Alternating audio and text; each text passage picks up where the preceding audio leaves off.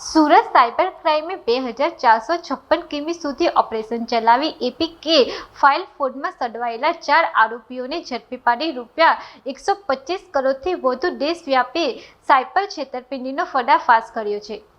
Surat cyber crime ટીમે દેશવ્યાપી APK file fraud સામે મેગા ઓપરેશન હાથ ધર્યું હતું। પોલીસે ઝારખંડના જામતારા અને દેવગઢથી લઈને બિહારના પટના સુધી તપાસના દોર લંબાવી કુલ 2456 કિલોમીટર સુધી આરોપીઓનો પીછો કર્યો હતો। અંતે પટનાની એક હોટલમાંથી મુખ્ય આરોપી જહરુલ અંસારી ઉર્ફે ચાંદ સહિતના 4 આરોપીઓની ધરપકડ કરવામાં આવી છે। તપાસમાં સામે આવ્યું છે કે આરોપીઓને બેંક, આરટીઓ, ચલણ, કેવાયસી અને કસ્ટમર સપોર્ટ સહિત નામે 336 બોગસ એપીકે ફાઇલો તૈયાર કરી દેશભરમાં મોકલતા હતા। આ એપીકે ફાઇલો આશરે 31,174 મોબાઈલના ઇન્સ્ટોલ થઈ હોવાની તપાસ ખુલ્યું છે। બોગસ એપીકે ફાઇલ વોટ્સએપ મારફતે મોકલી મોબાઈલનો એક્સેસ મેળવી બેન્કિંગ માહિતી, એસએમએસ, કોન્ટેક્ટ અને અન્ય મહત્ત્વના ડેટા મેળવવામાં આવતો હતો। પોલીસે અત્યાર સુધીમાં 5,613 મોબાઈલ હેક કરીને 1,06,643 ડેબિટ ટ્રાન્ઝેક્શન મારફતે કુલ 1,25,39,48,187ની છેતરપિંડી થયાનો ખુલાસો કર્યો છે। મુખ્ય આરોપી જહરુલ અંસારી ઉર્ફે ચાંદે અત્યાર સુધીમાં આશરે 1,248 એપીકે ફાઇલો ખરીદી જામતારા ગેંગને વેચી હોવાનો પણ ખુલાસો થયો છે। પોલીસે આરોપીઓ પાસેથી 6 મોબાઈલ ફોન અને 1 લેપટોપ કબજે કરી વધુ તપાસ હાથ ધરી છે। સુરત શહેર સાયબર ક્રાઇમ સેલને ખૂબ મોટી સફળતા મળી છે।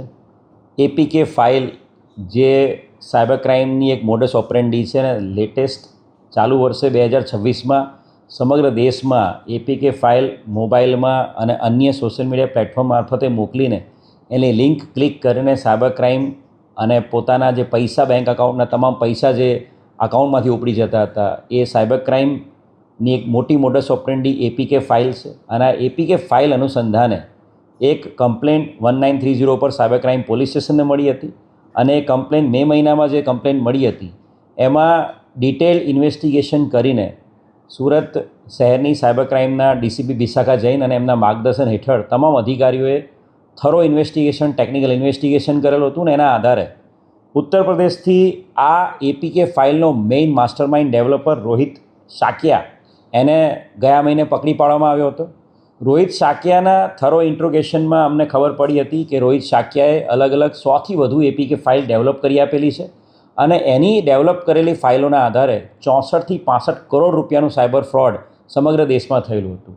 આ રોહિત શાક્યાની ધરપકડથી અટકી ના જતાં રોહિત શાક્યાના લેપટોપ, એના મોબાઈલ, એનું થરો ઇન્વેસ્ટિગેશન કરવામાં આવ્યું હતું।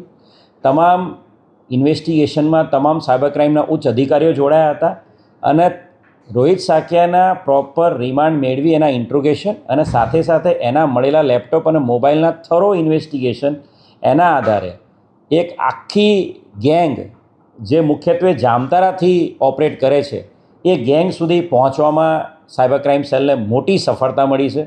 સાયબર ક્રાઇમની અલગ અલગ ટીમોએ કુલ મળીને 2,500 કિલોમીટર જેટલી જર્ની કરી, સમગ્ર દેશના અલગ અલગ રાજ્યોમાં ટીમો મોકલી અને અંતે બિહાર પટના ખાતેથી આ જામતારા ગેંગના 4 વધુ સભ્યોને પકડી પાડેલા છે। ખૂબ મોટી સફળતા સાયબર ક્રાઇમ સેલને મળેલી છે।